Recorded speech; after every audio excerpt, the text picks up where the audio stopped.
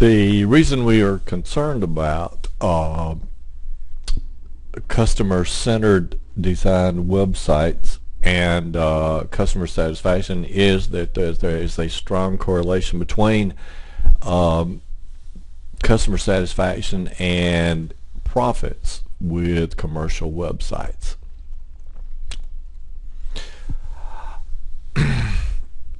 Let's consider a few things about websites here, and as our screen says here, customer satisfaction means profit. So things to consider: people will leave your website if they are frustrated, if using the website results in errors, they get lost, they can't find their way to navigate, they're going to be frustrated and leave. It takes too much time, too much effort to navigate the site. If your customers think you don't have the product or service they want, they cannot find the type of product or are unable to navigate to that product, and so we sometimes have methods of getting to the product or doing such as a search or something like that. If the customer gets surprises they don't like, they're going to leave the website, or if they feel that that website takes too long to progress through or to complete their task, they're probably going to leave and your website. Okay, we're going to talk now about types of centered design, and we're going to talk about user-centered.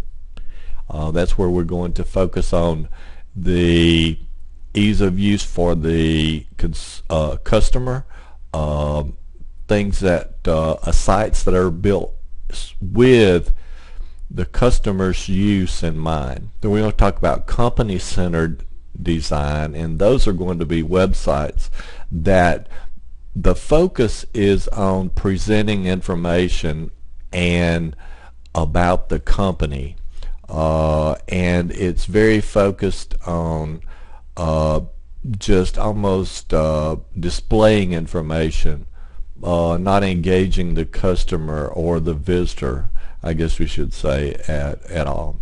Technology centered is where we're going to have all the bells and whistles.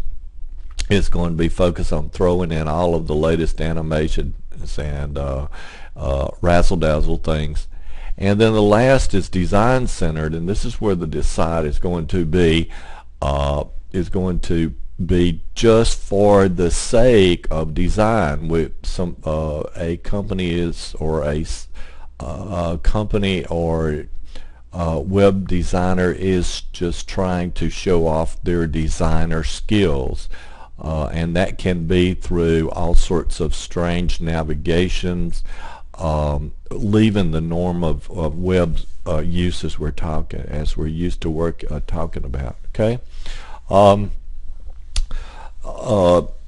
Again, the user-centered, we say this is close to customer-centered, is focusing on the fusion of marketing issues with usability issues. If it's highly usable and easy to use, then that's going to result in higher satisfaction with that website and that company.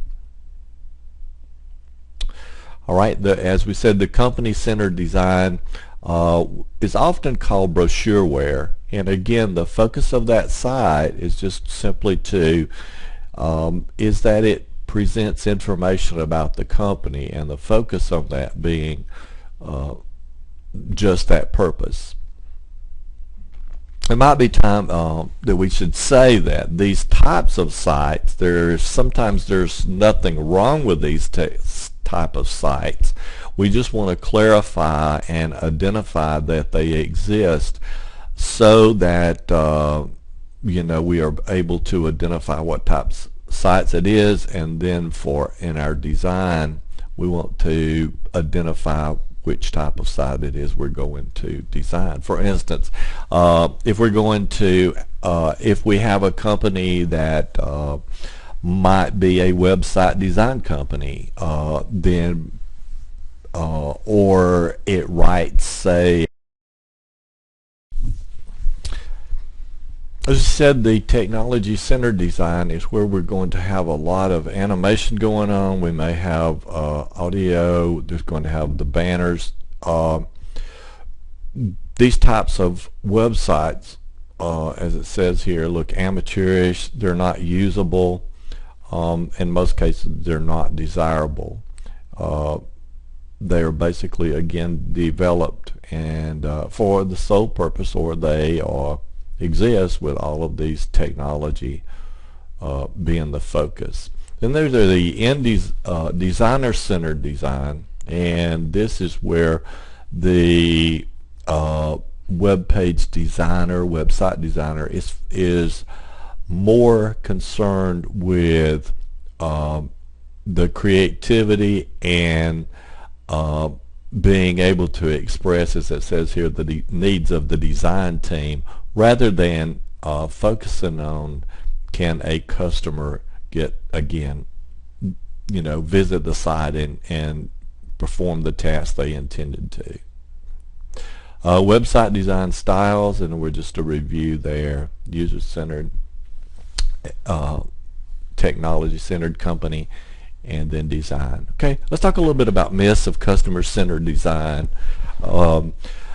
Myth number one: good design is just common sense. And what we might consider common sense, and what might be common sense to one person may not be to another. Again, so here we want to do observation with our and design along with our customer, or a sample of our customer base. Myth two: only experts create good designs, and that's not true. A designer who is following the processes or the practices in design can come up with good designs also. Web interfaces can be redesigned right before the launch, and that's of course right before the launch means that it's probably going to be hurried up, and then it's not going to be a very good interface. Good design takes too long and costs too much.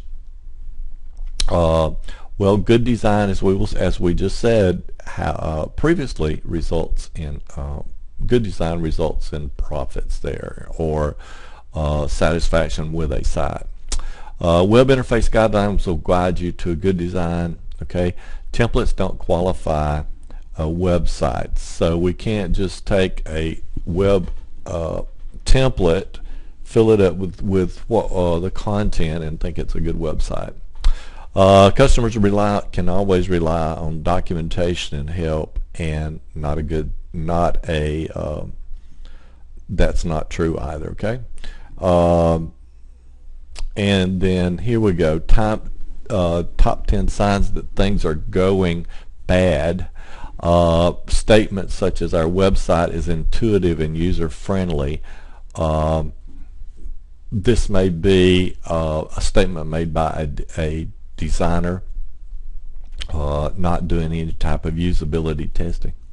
We need to do doing some usability tests before our launch next month, and actually usability test, as we will see and the book will stress, needs to be done from the very, very, very early beginning of the design process, such as even using like paper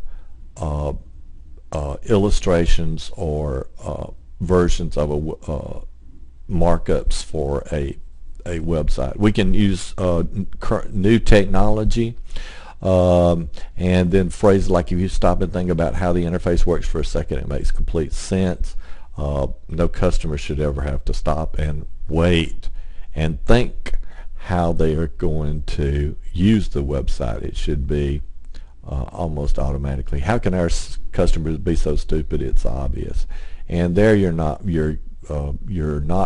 designing for the designer or for the highly skilled computer user. You're designing for your customer.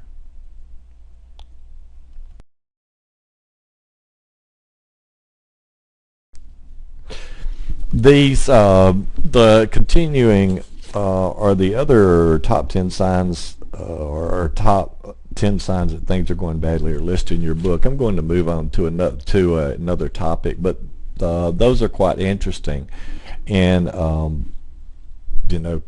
and identifying those, and you just see where sometimes it's designers do not consider the customer. The 3 Ps, okay? The 3 Ps we're going to talk about throughout this course, and those are principles, processes, and patterns. And as I said, we will use those terms. Those are probably we will use those terms throughout this term. Principles, these are the high-level concepts that guide the entire design process and help you stay focused. An example of that, you always require a deep understanding of your customer needs.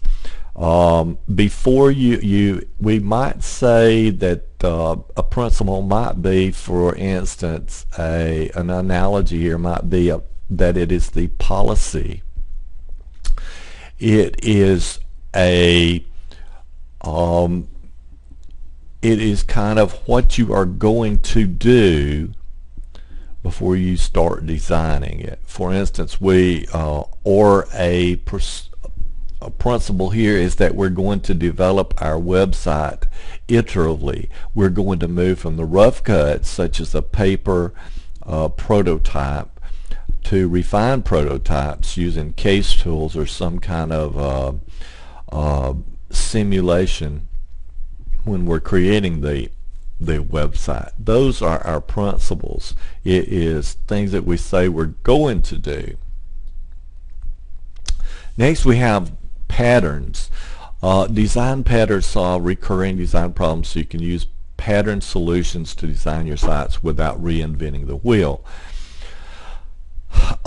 In this case, when we talk about patterns, we can talk about an example of that on a website, and in designing would be something such as a shopping cart. We all know what a shopping cart is, and that's where we're going to collect our items in our shopping cart before we check out. And so we have learned over time, your users, the standard is just that whole how to get goods and pay for them is done through the shopping cart. Another example might be, for instance, the breadcrumbs, and we kind of have learned by the breadcrumbs, we see that the steps that we are going through to the end of a process, such as purchasing a ticket for something, we will see a breadcrumbs up there. We know those steps that we go through, and we can see those, and we know what's going on. So patterns are kind of things that are there, and we reuse those. Those are things that people are used to using. Existing patterns let you focus your energies on solving new problems rather than solving problems that have been worked out many times before, such as the shopping cart, wish list, search capabilities. All of these sites include. Why would we want to try to reinvent methods of getting that same task performed? The third P is process, and this is how you put the principles into place. Remember, we talked about earlier with the principle was say we were going to know our customer, and we were going to get to know the customer and the characteristics of the customer, and we could say that a process would say how we were going to do that. Process would be that we would be conducting focus groups, doing studies, those types of things, and maybe observations, that allowing us to get to know our customer. That would be a process. And again, those 3 Ps, the principles, the